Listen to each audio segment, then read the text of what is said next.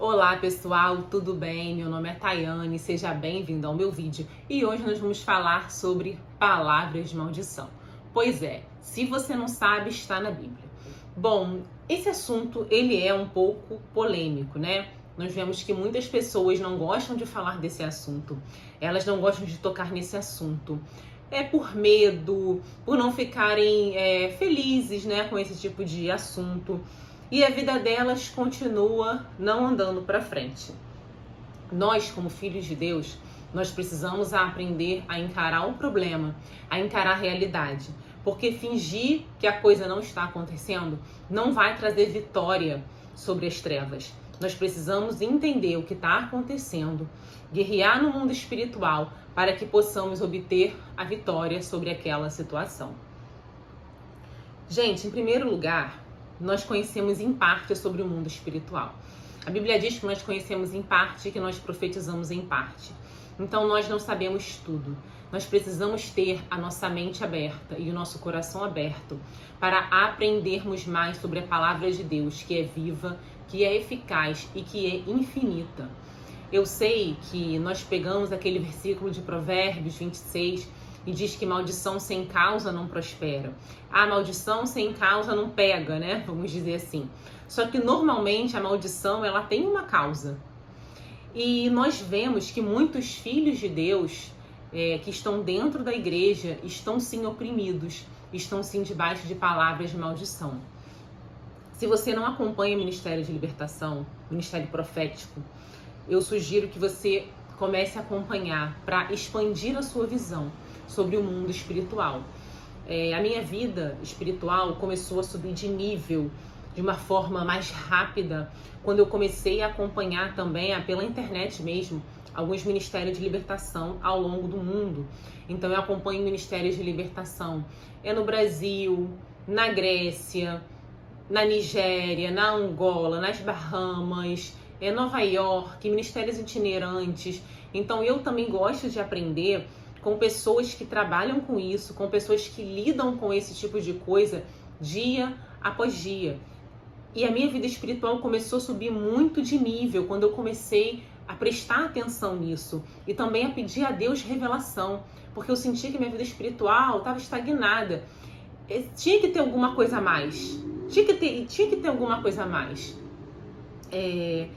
Então, o que eu tô trazendo aqui pra gente é uma forma da gente pensar, da gente poder enxergar além daquilo que nos foi ensinado, porque não é só aquilo que foi ensinado, que eu aprendi naquela escola, naquele curso, que é realmente 100% a verdade. Porque, às vezes, aquilo que eu aprendi é uma parte da verdade. Não é completo, não é verdade completa. Ele é uma fatia do bolo e não o bolo inteiro. E Deus unge pessoas diferentes, com sonhos diferentes, com visões diferentes. Ao redor do mundo, ele usa os seus filhos de forma diferente, através de ministérios, né, diferentes também. Mas uma coisa é certa, a gente olha para a igreja hoje e nós vemos que muitas pessoas estão oprimidas. E as pessoas falam assim, crente não tem demônio. Gente, é claro que crente pode sim estar endemoniado, pode sim estar debaixo de uma opressão maligna. Quantos cristãos eu já vi manifestar demônio? Pessoas que amam a Jesus, mas manifestam demônio. Então a gente precisa, parar de achar crente não tem demônio, quem está na igreja está liberto. Não está liberto. Tem gente que busca anos pela sua libertação. Tem gente que está há anos buscando a sua libertação e ela nem sabe que ela precisa de libertação. Só que a vida dela naquela área não está andando. Por que não está andando, gente? Gente, nós precisamos começar a pensar nas coisas. Deus nos deu um cérebro para pensar. Não é pecado você perguntar para Deus o que está acontecendo. Quantas vezes eu fiz essa pergunta? Quantos jejuns eu fiz? Quanta leitura de Bíblia? Quanta consagração eu fiz perguntando para Deus o que estava acontecendo? É que eu não posso falar tudo aqui ainda, mas Deus vai revelar, só que você precisa ter a mente aberta. Enquanto você ficar com a sua mente fechada, pegar um versículo e como se aquilo fosse a totalidade da verdade da Bíblia. E não é assim, a Bíblia ela se complementa. Então, por que eu estou gravando esse vídeo? Para ajudar a gente a abrir a mente. E para falar também de quê? Palavras de maldição. Maldição está na Bíblia. Nós precisamos estudar um pouco sobre palavras de maldição. Então não é trazer um estudo aqui completo sobre isso, até porque eu também estou estudando, né? A gente vai aprendendo. Mas eu achei muito interessante essa passagem aqui, é 1 Reis 2:8, tá? 1 Reis 2:8. Quando Davi já está velho, quando Salomão assume o trono. E olha só, gente, Davi começa a dar várias direções para Salomão. Ou seja, quando você vai dar direção para o seu filho, que você está muito velho, já está perto da morte, você passa direções daquilo que é importante, não é? Aquilo que não é importante, que não é relevante, você não vai nem lembrar. E lá em 1 Reis 2:8, a gente vê que Davi vai passar algumas instruções para Salomão sobre palavra de maldição. Então, olha aqui, leia comigo se você puder. Eis que você também terá de lidar com Simei, filho de Gera, filho de Benjamim, ele era da família de Saul, esse homem, que lançou uma terrível maldição no dia em que eu ia a Manaim. Porém, ele veio ao meu encontro junto ao Jordão, e aí Davi poupou a vida dele. Aí ele diz para Salomão: não tenha por inocente, você é um homem sábio, você vai ter que lidar com ele, enfim, como se fosse vingar, né? Mais ou menos isso. E essa história tá lá em 2 Samuel 16. Lá em 2 Samuel 16, já deixei marcadinho aqui pra gente não perder tempo. E aí a gente vê que Simei, quando ele encontrou com Davi e os seus homens, ele ia amaldiçoando. Olha só no versículo 12, Davi fala assim: talvez o Senhor olhe para a minha aflição e o Senhor reverta a bênção e maldição que ele está proferindo no dia de hoje. Aqui já tinha acontecido toda a questão lá com o filho dele, com Betseba, toda aquela traição, enfim. E aí Davi teve que sair e encontrou esse homem no caminho e ele ficou amaldiçoando Davi. Então olha só, os homens e Davi iam passando e esse homem Simei, ele ia pelo caminho ao lado do monte, caminhando e amaldiçoando Davi, atirava pedras e terra contra ele.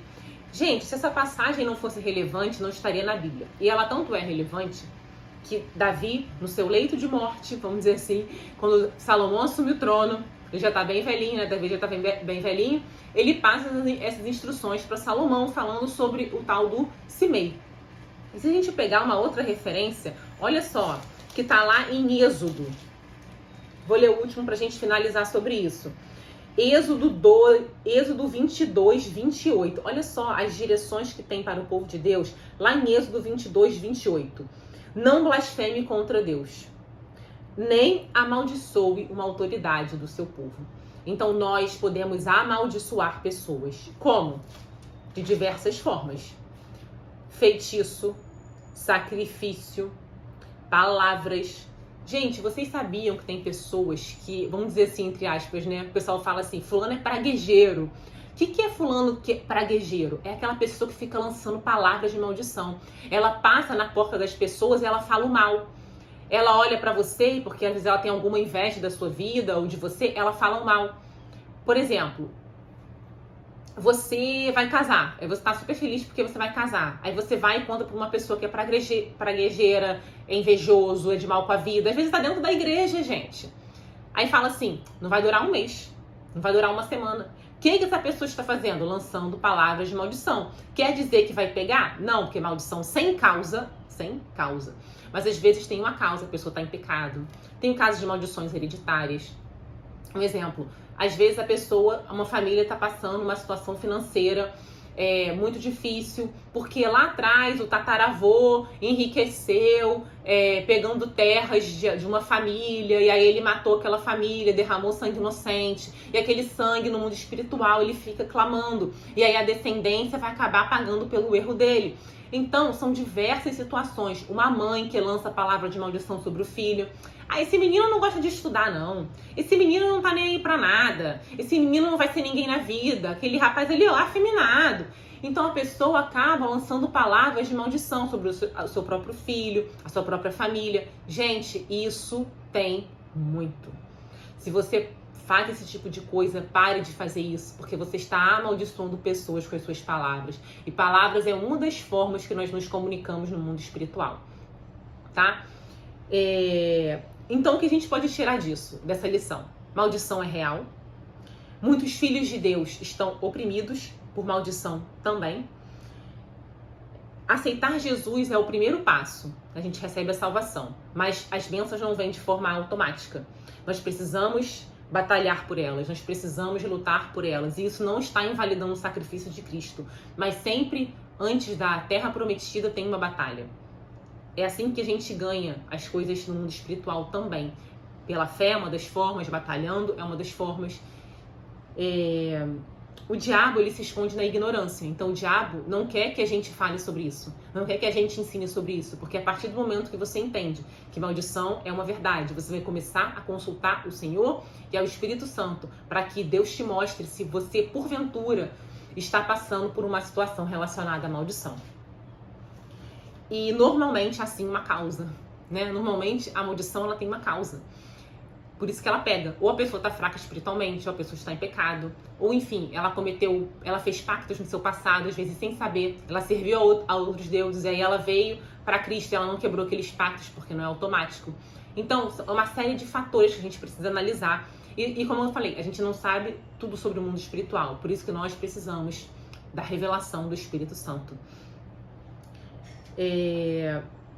E aí, com essa passagem fica um alerta pra gente buscar a revelação de Deus, né? Confiar no Espírito Santo, porque ele nos guia a toda a verdade.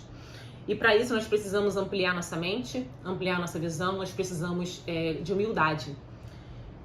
E para finalizar, nós precisamos ter cuidado com as nossas palavras, daquilo que nós falamos e aquilo que nós proferimos, porque o mundo espiritual, ele é agora.